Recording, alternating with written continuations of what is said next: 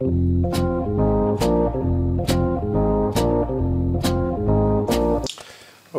good morning one and all. Today is game day treat. I've been holding this one off, making this one, because this one takes a little while, a little prep, but I think with the right ingredients we can do some awesome game day ribs. And we're also gonna make a special own barbecue sauce. This is what you're going to need: some measuring cups. If you have some tomato paste around, I happen to have my gravy. I substitute that. You need some honey, some brown sugar, ketchup, chicken broth, Worcestershire sauce, apple cider vinegar. Seasoning wise, we have a nice red pepper, chili pepper that I had dried from my garden, so I'm going to chop that up. So one chili. Sea salt, black pepper, minced onion, or you can use fresh onion, chili powder, ground mustard, and if you like a little hickory taste to it, I like this Wright's liquid smoke. It's really good. All you need is just a little bit, and it gives a nice little hickory flavor. Okay, so what we're going to do now is, you always want to salt your meat, so what I'm gonna do here is put this camera over here for a second and just show you. I got the ribs in the pot, and just want to give it a good coating of salt over the top. Okay, just like as if you were seasoning it. And I always like to add a little black pepper. Okay, and this is just the prep, not doing the whole sauce yet. Then you want to put about 3 cups of water over your ribs. Okay. In a big pot, and 3/4 of a cup of this nice cider vinegar. Okay, you want to add that in, and then what you want to do is just coat this with how many ever ribs you got in there, and let that marinate in the refrigerator for about a good half hour, and then we'll come back and start working on the sauce. Okay. Okay, so while those ribs are marinating, we can get our mixture for the sauce ready, so we don't have to measure it out later. And what I have is some chicken broth, some nice collagen. Okay, and what I want is 2 cups of chicken broth. So what I'm going to do is and we need a half a cup of nice ketchup, and so we'll get that going. This is a half cup mark, and we can just. Okay, so while we have out the ketchup, what I can do is I'm going to get my nice gravy that I made. And again, if you don't have this, you can use tomato paste, but this is got so much flavor in it, so fantastic. So 1, 2, 3, and of course that has a lot of good flavor in it: garlic, salt, pepper, basil, oregano. Okay, so that's done, so we'll set that aside with that. Okay, now we have our just a little bowl over here to put all of our ingredients in there. And what we want is 1 teaspoon of garlic powder. Okay, so you put that in, and we'll set that aside. And I got minced onion, or you could use onion powder. 1 teaspoon of that. Okay, that gives it a nice little onion flavor, and now we can set that aside. We're done with that. I'm going to save the red pepper for the end. 1 teaspoon of dry mustard, so I have the ground mustard. Okay, again 1 teaspoon ground mustard. That's about 1 teaspoon. I can break that up. Okay, and we can set that aside. Next is we need some Worcestershire sauce. Okay, and I'm going to put 1 tablespoon, so I have a half tablespoon measure here, so I'm going to do 1,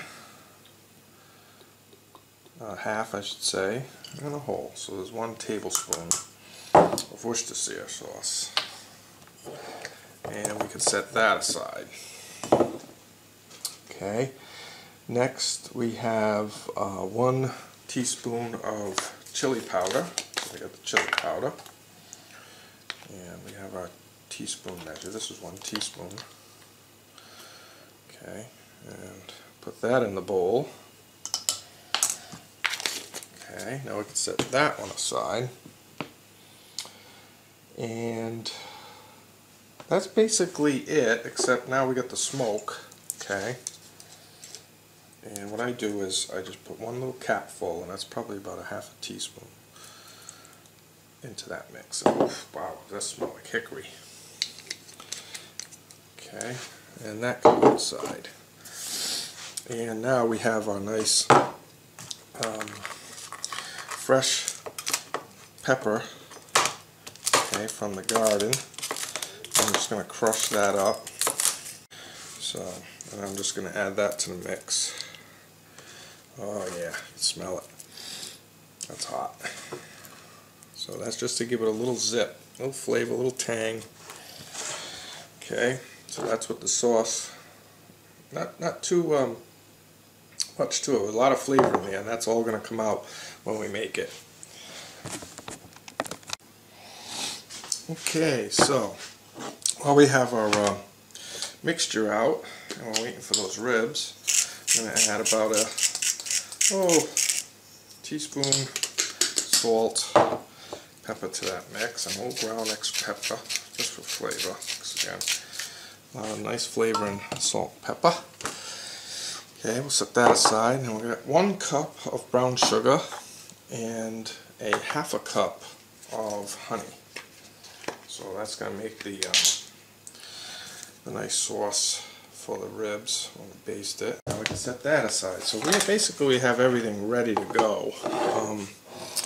Just to recap, we have our mixture for the sauce. We have our tomato sauce, the chicken broth, brown sugar, and the honey ready to go. So now we're just waiting on the ribs, and we'll get that started as soon as that's done. While we're waiting for the ribs, and we have all the ingredients ready to go, I'm going to start on the syrup. Syrup calls for half a cup of vinegar, okay, and then we're going to put in the nice brown sugar, and we're also going to add the honey, okay, and then we're going to want to just simmer this, bring it to a boil, and then simmer it for about 15 minutes. Okay, so you can see that vinegar with the sugar in it. Okay, so it's sweet and sour.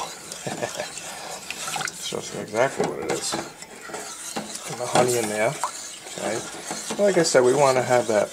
We don't want to bring it to a boil and have it burn. You just want it to simmer for 15 minutes. So I'm going to set that timer for 15 minutes. Alright, so we got our ribs. They've marinated. Okay.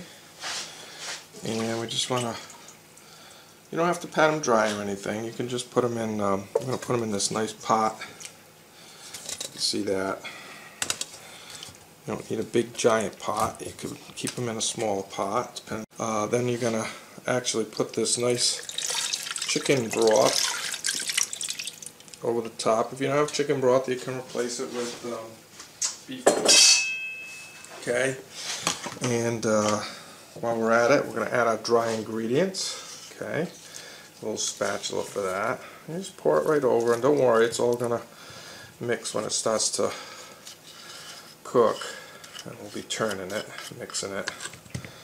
Okay, I want to make sure you get it all in there. That's where all the flavor is. Wow, good stuff. Good, wicked good. Wicked good eats. We'll be wicked good eating later. So we got that. And, oh, let's not forget our ketchup and our nice either tomato paste or gravy. A nice tomato gravy. If the boys come over later for the game, we'll be eating macaroni and meatballs. So, alright, we got that. And now, lastly, we have our nice syrup that's been slowly reducing down. And that's basically why we have it simmering there, to get rid of a lot of the water out of it. Okay. And we're just going to slowly drizzle that over. Okay. Oh yeah. We're talking wicked, wicked, wicked. Okay, so now that we have that, we'll cover it, get it on the stove, and then we're going to do a low to medium heat for about 20 minutes.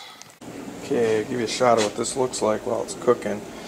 And you can see that the ribs are already starting to, ooh, that's starting to look good. So, and then just want to give them a turn, and you know, so that's what the broth looks like for now. And once we get this out, we're going to reduce that down. Once we get the ribs out, we want the flavor to get in there, and then we'll let these ribs cool down. And while that's cooling down, we're going to reduce this beautiful mixture to our sauce for basting on the grill. Okay, so kitchen time is going off, and it's time to take these nice ribs out. And you can see they're not cooked all the way through, but we want to finish them off on the grill so they're not overcooked. So we're just going to take these out. Okay. Oh yeah, nice. I'll just put them on this platter for now, let them cool. And we're going to let that reduce down to about, I'd say at least half its volume. So it'll thicken up. And I might even add a little garlic, or you can add a little red wine. Okay, we got this going on a nice rolling boil. And we're about halfway there to get reduced down. And don't over reduce it though, just go about halfway, because this is hot, so it's going to stay pretty loose. I'm going to take it out, let it cool off, then put it in the fridge. And then when we're ready to do the ribs on the grill later this afternoon, we'll pull this out and it'll be noticeably thicker. Okay, so the sauce is reduced down, and we're going to just let it cool a little bit in this nice bowl. And I did add some garlic and a little white wine that I had in the fridge. So I'll show you what that looks like in a second. Okay, I want to soak that pan because it's got sugar in it, so it'll get hard. That's about how much sauce you're going to have when you're all done. We'll let this cool down for about 10-15 minutes. We'll put it in the fridge and it'll get really thick. Then later on we'll use a brush to coat it on the ribs while they're on the grill. Okay? Alright, we're doing the ribs. It's snowing out. We got it going on the grill over here. So we got it on a medium heat. And we have our barbecue sauce over here. The nice brush. We're basting that. I'm going to cook these for about, good 40 minutes, 45 minutes. Keep turning them every 10, 15 minutes. About every 10 minutes. And at least 4 times, and then we'll till that most of that barbecue sauce is gone, and we'll save a little bit just for dipping. Okay, so we got the ribs. All the sauce is gone. Gonna let them cool down for about 4 minutes, 5 minutes, and then I'll cut them up, and then we're gonna have them. And a Heineken to go with it. Okay, after you cut them all up, this is what you got: platter of ribs, and of course Wolfie is gonna get the bones. Okay, Wolfie. Wolfie gets the first bone. Okay, so I know with like strings and stuff like that, I would think like that thing. Is it good? Just the looks of it. Oh yeah, he's got it. That little hole and like on an acoustic guitar, that makes a big deal. Is that good, Wolfie? I don't even know.